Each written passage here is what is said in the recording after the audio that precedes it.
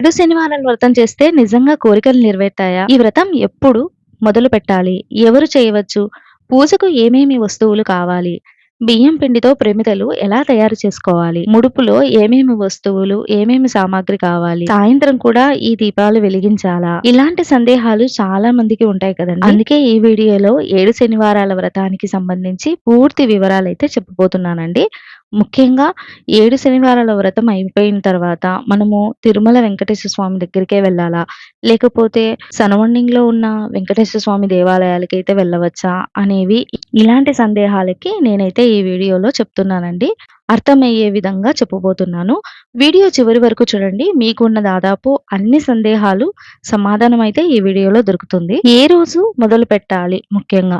ఈ వా ఈ 7 శనివారాల వ్రతం అయితే శనివారం మాత్రమే మొదలుపెట్టాలండి. ఇది ఖచ్చితం అన్నమాట.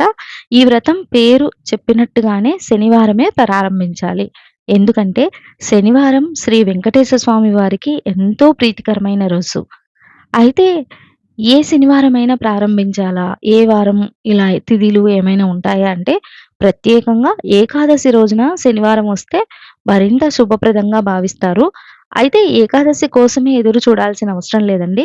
మనసులో స్వామివారి మీద భక్తి, విశ్వాసం ఉన్నప్పుడు ఏ శనివారమైనా సంకల్పంతో ప్రారంభించవచ్చు. ఇక్కడ ముఖ్యమైన విషయం ఏంటంటే ముహూర్తం కాదు, మన భక్తి. స్వామివారిని నమ్మి గోవిందా గోవిందా అని మన కోరికలు నెరవేరితే ఈ వ్రతాన్ని పూర్తి చేస్తాను అని సంకల్పంతో చేసుకొని మొదలుపెడితే చాలా మంది భక్తులకు మంచి ఫలితాలు ఇస్తారండి.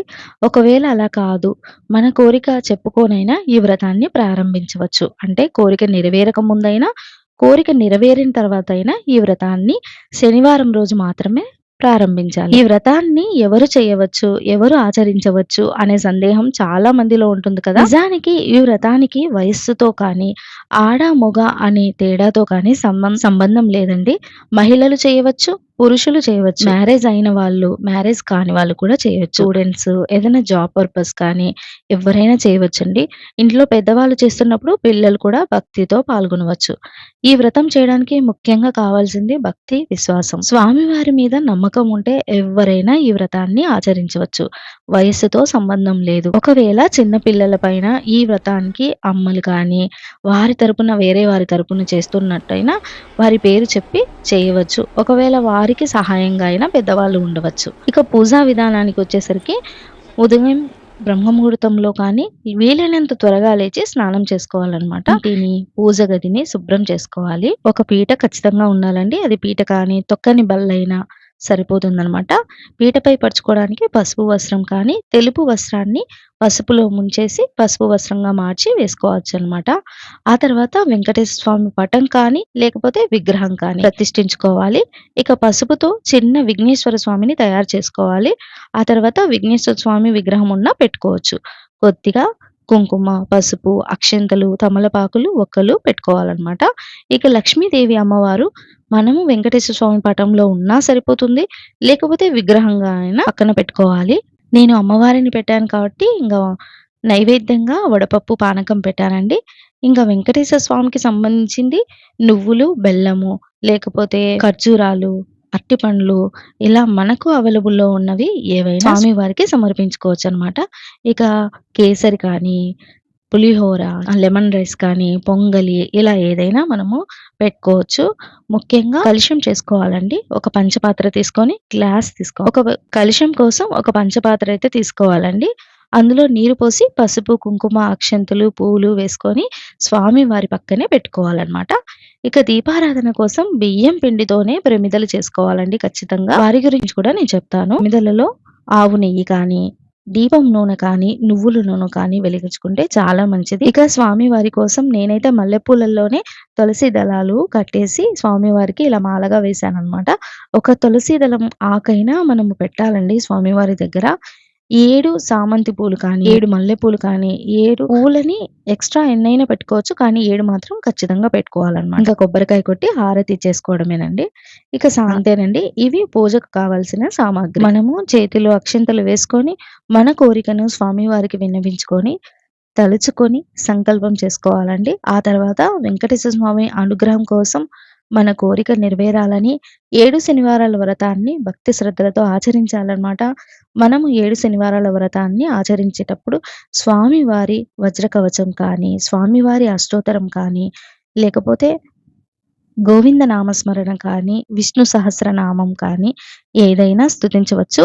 ముందుగా అయితే మనము విఘ్నేశ్వర స్వామిని విఘ్నాలు లేకుండా తొలగించవయ్యా అని వేడుకుంటూ, ఆ తర్వాత వెంకటేశ్వర స్వామిని ఇలా భక్తితో పూజ చేసుకోవాలనమాట. ఒకవేళ మనకి ఇవన్నీ చేయలేము, టైం లేదు అనుకునే వాళ్ళు ఓం నమో వెంకటేశాయ లేకపోతే గోవిందా గోవిందా అని భక్తితో జపించినా సరిపోతుందండి. పూజలో ముఖ్యమైనది పెద్ద పెద్ద మంత్రాలు కాదు. మన కష్టాన్ని స్వామివారికి చెప్పుకొని మనసారా స్వామివారిని ప్రార్థించడం. ఇక ముఖ్యంగా 7 శనివారాల వ్రతం అంటేనే మనకు బియ్యం పిండితో చేసిన ప్రమిదలే కదా! అయితే ఈ ప్రమిదలు చేసుకోవడానికి మనకు టైం లేకపోతే, కుదరకపోతే ఒకేసారి బియ్యాన్ని నానేసి 8 వారాలకు సరిపడా పిండినైతే కొట్టిచ్చేసుకొని పెట్టుకోవాలండి. ఒకవేళ అలా కాని పక్షంలో మనం ఏ వారానికి ఆ వారము బియ్యం పిండి ప్రమిదలను తయారు చేసుకోవచ్చు. ఆ ప్రాసెస్ నేను చెప్తానిప్పుడు. 7 దీపాలు వెలిగించుకోవడానికి బియ్యం పిండినైతే తీసుకోవాలి. బియ్యం పిండిలోనే బెల్లము, పాలు, కొద్దిగా అరటిపండు 3 కలుపుకోవాలండి. చపాతీ పిండిలాగా మెత్తగా కాకుండా కలుపుకోవాలనమాట. బియ్యము, బెల్లము, పాలు, అరటిపండు ఈ 3 కలిస్తే ఎంతో పవిత్రమైన ప్రమిదలు తయారైతాయండి. కేవలం ఈ 7 శనివారాల వ్రతానికే కాకుండా మనం కార్తీక మాసాలలో కానీ, పౌర్ణమి రోజులో కానీ ఇలా పిండి దీపాలని వెలిగించుకోవచ్చు. సేమ్ ప్రాసెసే అండి. ముందుగా అయితే బియ్యాన్ని నైట్ మొత్తం నానబెట్టేసుకోవాలి. మార్నింగ్ నానబెట్టిన బియ్యాన్ని మిక్సీ పట్టేసుకోవాలి. మనం చక్కగా వాటర్ అంతా తీసేసుకొని మిక్సీ పట్టుకుంటే మేలనమాట. ఆ తర్వాత అందులోనే 7 శనివారాల వ్రతానికి సంబంధించి 7 దీపాల కోసమని అయితే సరిపోయే పిండిని తీసుకొని అందులో కొద్దిగా బెల్లము, కొద్దిగా అరటిపండు, పాలు వేసుకొని కలుపుకోవాలి. ఇలా కలుపుకున్న తర్వాత మనము చపాతీ పిండిలా కాకుండా కొద్దిగా గట్టిగా కలుపుకోవాలి. ఇలా కలుపుకున్న తర్వాత రౌండ్‌గా చేసేసుకొని పసుపు, కుంకాలతో నామాలు పెట్టేసుకోవడమేనండి.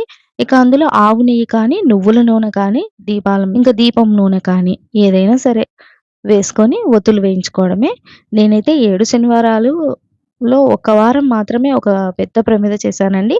ఇక ప్రతి వారంలో 7 దీపాలనైతే వెలిగించాననమాట. ఇక ముడుపుని ఎలా కట్టుకోవాలి అనేది ఇప్పుడు తెలుసుకుందామండి. ముందుగా అయితే ఒక పసుపు రంగు వస్త్రాన్ని తీసుకోవాలి. అందులో పసుపు, కుంకుమ వేసుకొని నమస్కరించుకోవాలి. 7 ఖర్జూరాలు, 7 కర్పూర బిళ్ళలు, 7 ఒక్కలు, 7 యాలకులు, 7 లవంగాలు, 7 కాయిన్స్ అన్నమాట. ఇంకా దక్షిణగా రూ. 11కి మించి మన ఇష్టం వచ్చినంత పెట్టుకోవచ్చు.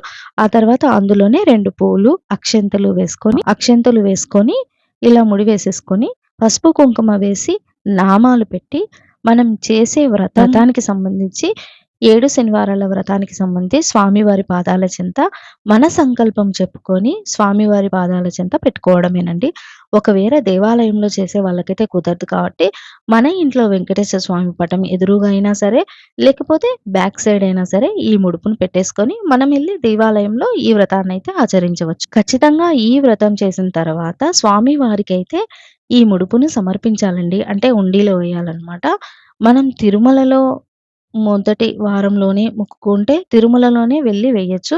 ఒకవేళ కాదు మేము వెళ్ళలేము అనేవారు మన దగ్గరలో ఉన్న వెంకటేశ్వర స్వామి దేవాలయంలో కూడా ఈ ముడుపునైతే సమర్పించొచ్చు. ఇక సాయంత్రం కూడా ఈ దీపాలు వెలిగించాలా అంటే చాలా మందికి అడిగే క్వెషన్ ఇదేనండి. ఉదయం పూజ సమయంలో 7 ప్రమిదలు వెలిగించినట్లే సాయంత్రం కూడా 7 ప్రమిదలు వెలిగించొచ్చండి. సాయంత్రం దీపాలు వెలిగించే స్వామివారికి హారతి ఇచ్చి గోవింద నామస్మరణ ఖచ్చితంగా చేయాలన్నమాట. ఆ తర్వాత దీపాలు పూర్తిగా వెలిగిన తర్వాత తీసేయకుండా స్వామివారికి కర్పూరంతో కానీ, లేకపోతే మనం దిష్టి తీస్తాం కదా! అలా కొద్దిగా పసుపు, కుంకుమ వేసి దిష్టి తీసిన తర్వాత స్వామివారిని కదిలించేసేయాలండి. స్వామివారిని ఖచ్చితంగా కదిలించాలన్నమాట. కదిలించడానికి మనం సాయంకాలం కూడా 7 దీపాలు వెలిగించేసుకొని స్వామివారికి హారతి ఇచ్చి గోవిందనామ స్మరణ చేసిన తర్వాత ఒక ప్లేట్‌లో కొద్దిగా వాటర్ తీసుకొని అందులోనే కుంకుమ, పసుపు వేసి మన స్వామివారికి దిష్టి తీస్తున్నట్టుగా తీసి కదిలించేసుకోవాలన్నమాట. ముఖ్యంగా ఈ వ్రతంలో పాటించాల్సిన నియమాలు ఏంటి అంటే వీలైనంత వరకు 7 వారాలు మాంసాహారం తీసుకోకుండా ఉండడం ఉత్తమమైన పనండి. అది సాధ్యం కాకపోతే కనీసం శనివారం మాత్రం మాంసాహారాన్ని తినకూడదనమాట. అది సాధ్యం కాకపోతే కనీసం శనివారం మాత్రం మాంసాహారానికి దూరం ఉండాలి. ఉదయం స్నానం చేసి పరిశుభ్రంగా ఉండాలి. కోపం తగ్గించుకోవాలి. అబద్ధాలు ఆడకూడదు. ఇతరులను బాధ పెట్టకుండా పనులు చేసుకోవాలి. సాధ్యమైనంత వరకు గోవింద నామస్మరణ చేస్తూ ఉండాలి. మనం గోవిందమాల వేసుకుంటే ఎలా అయితే ఉంటామో అలా నియమనిష్టంగా ఉండాలి. వ్రతం అంటే కేవలం దీపాలు వెలిగించడమే కాదు, వ్రతం చేయడమే కాదు, మన మనసును కూడా పవిత్రంగా ఉంచుకోవడం. చివరిగా అయితే ఈ వ్రతాన్ని ఎవ్వరైనా చేయవచ్చు. మనము ముడుపు కట్టే సమయంలో ఎలా అయితే మనము మొక్కుకుంటామో, అంటే తిరుమలకే వచ్చి ఈ ముడుపు చెల్లించుకుంటాను, లేకపోతే సమీప వెంకటేశ్వర స్వామి గుడిలో అయినా ఈ ముడుపు చెల్లించుకుంటాను అనే సంకల్పం తీసుకుంటే మనం అలా అయినా చేయొచ్చనమాట. ఆడంబరాలకు పోకుండా ఇట్లా చిన్న చిన్న సామాన్లతోనే, ఆడంబరాలు లేకుండా చిన్న చిన్న సామాగ్రితోనే మనం వ్రతం చేసుకోవచ్చండి. ముఖ్యంగా ఏడో శనివారం వ్రతానికైతే మనం ఎవరికైనా భోజనం పెట్టాలనమాట. ఒకవేళ అలా పెట్టడానికి వీలు కాకపోతే ఎవరికైనా పూజారికైనా లేకపోతే మనం దక్షిణగా వేరే వాళ్ళకు ఇవ్వవచ్చనమాట. ఇక మనము ఈ వ్రతం చేసేటప్పుడు ఏడో శనివారం అయితే మనము భోజనం పెట్టాలంటారు కదా! మనకి అలా ఇంట్లో వసతి లేనప్పుడు ఎవరికైనా మనము అన్నదానంగా ఇచ్చేయొచ్చండి.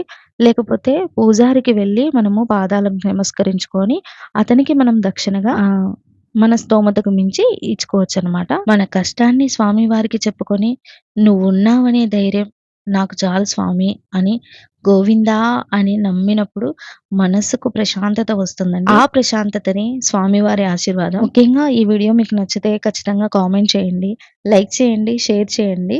మీరు కూడా ఈ వ్రతం చేసి ఉంటే ప్రస్తుతం ఏ శనివారం చేస్తున్నారో కామెంట్ చేయండి. గోవిందా గోవిందా అని పలకండి. శ్రీ వెంకటేశ్వర స్వామి వారి ఆశీస్సులు మీకు, మీ కుటుంబానికి ఎల్లప్పుడూ ఉండాలని మనస్ఫూర్తిగా కోరుకుంటున్నాను. గోవిందా గోవింద శ్రీనివాస గోవింద వెంకటరమణ గోవింద.